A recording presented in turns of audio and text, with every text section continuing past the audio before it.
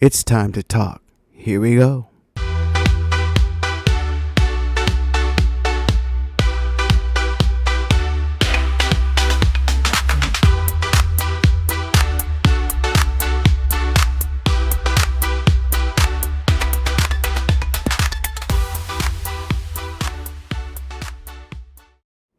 Hello,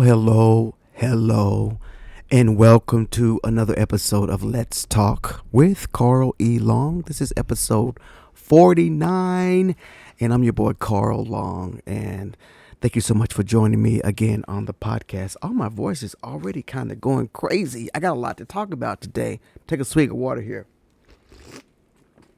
So today, guys, wow.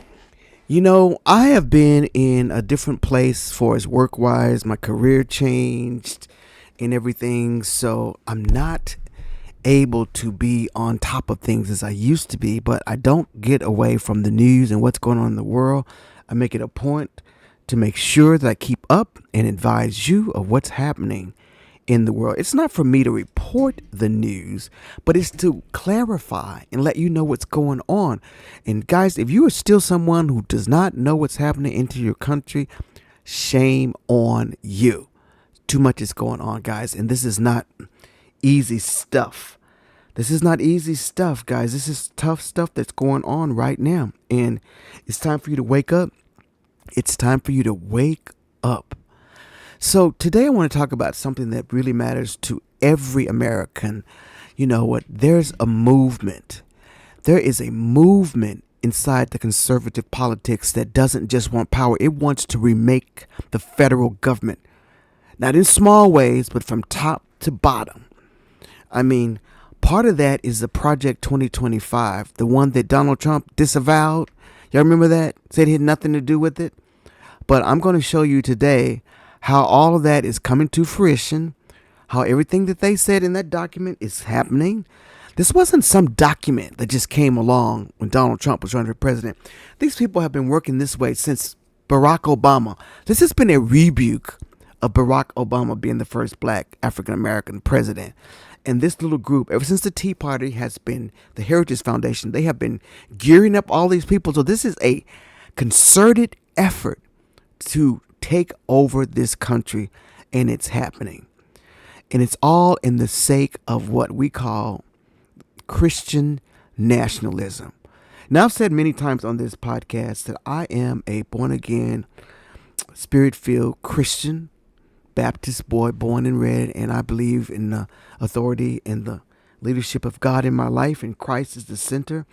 But what I'm seeing here from what I'm seeing from my so-called Christian national brothers is nothing more than just evil.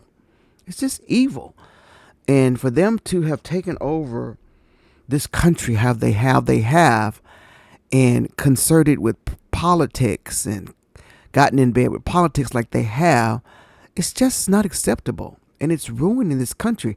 It has made me rethink my whole Christian upbringing. Now, the one thing that I will always stay consistent is and if you stay and follow the teachings of Jesus Christ alone, then you're going to get the right teaching. You're never going to fall astray, because Jesus didn't do a lot of this stuff. So you don't have to worry about what he said, because what he said was humane. What he said was for every man and every brother. And what he said is the word that I would always take forth. But what you guys are saying here, this ain't it. This is not it. This is not it. So just to get started, Christian nationalism, just so you have a foundation of what this podcast is about, let's talk about what the definition of Christian nationalism is. I've got it on my screen here, so I'm going to read it to all you listeners. Christian nationalism is a political and cultural ideology that seeks to merge American identity with a specific vision of Christianity, typically conservative, white, and Protestant. Its central belief is that the United States was founded as a Christian nation, and that its laws, government, and public life should reflect and enforce Christian, as they define them, values. All right. It's not simply about personal faith in public life. It's about using government power to privilege Christianity and enforce moral and social norms derived from it. Christian nationalists often argue that the separation of church and state has gone too far and that America's political decline stems from removing God from schools, lawmaking, and culture. This is what they believe, all right? Now, here are the core beliefs and goals. Number one, America as a Christian nation. They claim the U.S. was founded on Christian principles and that restoring the nation requires returning to those roots, okay? Number two, divine purpose of government. They see political authority as ordained by God to uphold biblical morality. Okay. Number three, hierarchy of faith. Christianity is viewed as superior to other religions, with public life expected to reflect Christian dominance. Right? Okay. And then there is number four, moral legislation. They advocate laws restricting abortion, same-sex marriage, transgender rights, often justified as biblical truths, right? And then number five, rejection of secularism. They oppose the idea that religion should remain separate from governance, arguing instead that secularism undermines morality and patriotism. So basically, they're rebuking church and state. Pretty much is what they're saying. So let's talk about this, how that it is embedded in our politics today. Christian nationalism. Christian nationalism is not an official movement with one leader. It's a network. Now listen to that. It's a network of organizations, politicians, and religious figures that share its world view. Its influence appears in multiple areas. Number one, political rhetoric. Many politicians now use explicitly religious language to frame their campaigns, calling America a Christian nation and saying God chose certain. I mean, this is the hypocrisy on that is just ridiculous. They all stand up and try to say they're Christians. No, I'm sorry. Number two, political policy agendas. Groups aligned with Christian nationalism heavily influence legislation on abortion, LGBTQ plus rights, school prayer and curriculum, contents, books, bans, all of that. They are making that Christian based. I wasn't taught that in church. I wasn't taught that. All right, Project 2025. We're going to talk about that and more. This policy blueprint created by conservative think tanks like the Heritage Foundation calls for reshaping the federal government to promote Christian values, reflecting a major Christian nationalist agenda. I don't agree with any of this, all right? Judicial influence. Decades of work placing conservative Christian judges on federal courts have shifted decisions on issues like reproductive rights and religious exemptions. So, guys, this is a concerted effort. This is a big, giant group of people that are doing this. All right. Grassroots mobilization. Evangelical churches, media networks, and advocacy groups like Turning Point USA, Faith, Wall Builders, and Family Research Council mobilize voters through the language of faith, patriotism, and fear and cultural design. And then there's cultural messaging. Christian nationalist narratives are amplified in media, framing political battles as spiritual warfare between God's people and the ungodly.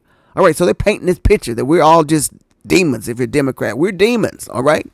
In short, Christian nationalism isn't just about religion. It's a political project that uses Christian identity as a tool to shape laws, culture, and power structures. It blends religious fundamentalism with right-wing populism, and the reach now extends from local school boards and presidential campaigns. Okay.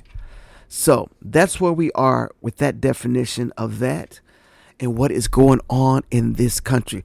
Now, I'm a Christian, and there's something different about a black Christian and a white Christian. I'm not putting all white people in a bucket by no means. By no means that we're all there. But there is a group, these Christian nationalists that have just came out, and they have basically, with their pocketbooks and their influence, have just ruined the mind of people. That's where MAGA came from. And if you look at a lot of MAGA, a lot of them are not so smart. I'm not being condescending. You can look at some clips and see when they're interviewed about certain things, their knowledge base is not up to par on things. They just are looking for a leader and they're following whatever they can follow. Right? All right. I'm going to unplug my smart media here before it interrupts me. I just heard a whimper and I don't want that to interrupt me. So I just unplugged that. So keeping on with that. So that is what they do. And as a black Christian, we were taught right and wrong things in church. And politics served a place in our church because of the civil rights movement. You know, we fought for rights of our people. So we had a place for politics, but it was more of a movement. When leaders come to our church, it is a movement, because anytime you mess with a black person's civil rights, the church, is a strong leader in that. And that's our connection with politics in the church. But as far as telling you that you ain't supposed to do, no, we're not doing that. And if there's any church that I'm a part of that does that, I won't be there anymore. I'm just not going to be there anymore.